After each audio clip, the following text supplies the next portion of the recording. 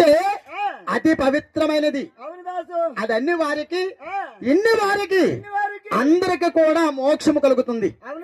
రామంటే సర్వ రోగాలు కూడా పోతాయి. అంత పవిత్రమైనది రామనామ సంకీర్తన. అటువంటి రామనామ సంకీర్తన ఈ రోజు మనం ఇక్కడ చేస్తున్నాము దాసు. అయ్యా, ఈ రామాయణము ఎవరితో చెప్పారయ్యా? మాత్రమే తెలియదే దాసు. ఏడు తెలుసు? నీ నుండి మా చిన్నతో చెప్పినాను. ఏటని? వైన్ షాప్కి వెళ్దాం రారని. వైన్ షాప్కి వెళ్దామని ఆ మాత్రం తెలుదండి. అయ్యా, రామాయణం అంటే వైన్ షాప్కి వెళ్ళడం కాదయ్యా. మరి ఇంకేంటి? రామాయణం అంటే చాలా పవిత్రమైనది. ఎలాంటిది దాసు? ఎలాంటిది? రామాయణం అంటే నీకు తెలియదా? తెలిస్తే నేను అడుగుతానా? అదే మరి అన్నావు, నాకెందుకు తెలియదు చెప్పేస్తున్నాను. చెప్పండి గురువు గారిని పేరే. అయ్యా, ఏ కథ అయినా సరే ఒకరితో ఒకరు చెప్పితే కానీ ఏది కథ కాదు. ఏది కథ కాదని?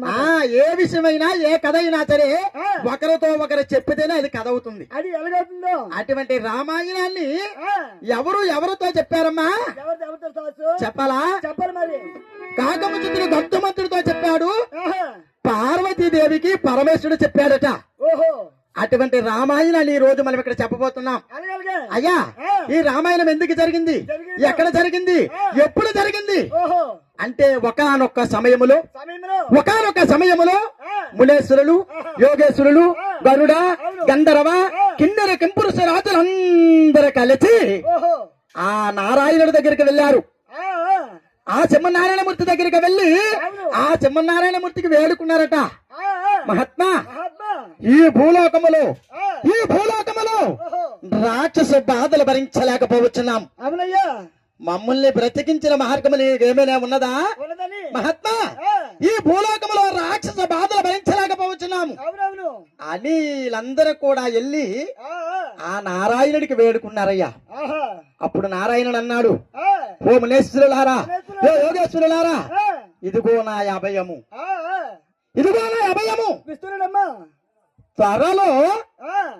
త్వరలో నేను అవతారము దాలుస్తున్నాను అని చెప్పి పంపించేశాడట. అప్పుడు మహానుభావుడు ఏమి చేశాడయ్యా? ఈ భూలోకాన్ని పరిపాలిస్తున్న దశరథ మహారాజు కుమారుడిగా కౌసల్య గర్భాశ్రములో ఒక్కడే నలుగురుగా జన్మించారు. అయ్యా, ఆ ఆది నారాయణుడు శ్రీరాముడుగా, ఏది తన యొక్క శంకు చక్రములు భర్త శత్రాజులుగా, ఆ ఆది నారాయణుడు పవలించే పానుపు ఆదిశేషువుగా లక్ష్మణస్వామి జన్మించాడయ్యా. ఆ ఆదిశేషువే లక్ష్మణస్వామిగా జన్మించాడు. ఇలాగ నేను జన్మించిన తదుపరి కొద్ది రోజులు పోయేసరకు అప్పుడు రామలక్ష్మణులకు ఎవరు చూశారు? విశ్వామిత్ర మహారాజు చూశాడు. విశ్వామిత్ర మహారాజు చూసి రామలక్ష్మణులకు తీసుకొని కికరణ్యానికి వెళ్ళిపోయాడు. కికరణ్యానికి వెళ్ళి రామలక్ష్మణులకి అతి బల విద్యలు నేర్పాడయ్యా. అతి బల విద్యలు అంటే నీకు తెలీదా? నాకు తెలుసు. ఏటో? గట్టి తినడము, గట్టికి బాలడము. అతి బల విద్యలంటే గట్టి తినడము, గట్టికి బాలడమా? అయ్యా, అతి బల విద్యలంటే బలము కాదయ్యా, అది కాదు. అతి బల విద్యలంటే రామ లక్ష్మణాదులు ఎన్ని రోజులైనా, ఎన్ని వారములైనా, ఎన్ని నెలలైనా, ఎన్ని ఏండ్లైనా రామ లక్ష్మణులు నిద్రాహారములు లేకుండా ఉండగలరు. అది అతి బల విద్యలంటే. అతి బల విద్యలు నేర్చుకొని తాటికి సంహరించి చెవులు వెళ్ళి విరిచి సీతాదేవిని పెళ్లి చేసుకొని కైక వరమును చేతను. అయ్యా, పిల్లతల్లి విచ్చే కైక వరములు చేతలు భార్య చేతలు తమ్ముడు లక్ష్మణాచమ్మకి తీసుకొని మహానుభావుడు కికరణ్యానికి వెళ్ళిపోయాడు. కికరణ్యములో ఒక పర్ణశాల కట్టి నివసిస్తున్నారట. అయ్యా, పర్ణశాల అంటే పర్ణం అంటే ఆకు కదా, ఆకులతో తయారు చేసినది పర్ణశాల. అటువంటి అయ్యా, ఇలాంటి కట్లు ఏమి లేవు అప్పుడు.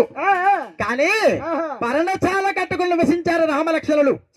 అప్పుడు రామలక్ష్మణులు పర్ణశాలను కట్టుకుని నివసిస్తే సమయంలో రామనారమ్మ చెల్లెలు రణశూర్పణఖ ఆ రణశూర్పణఖ పట్టుకొని రామలక్ష్మణులు ఒక ముక్కు రెండు చెవులు కోసి చేతికి అందించి ఎక్కడ దిక్కుంటే అక్కడ చెప్పుకోమన్నారట.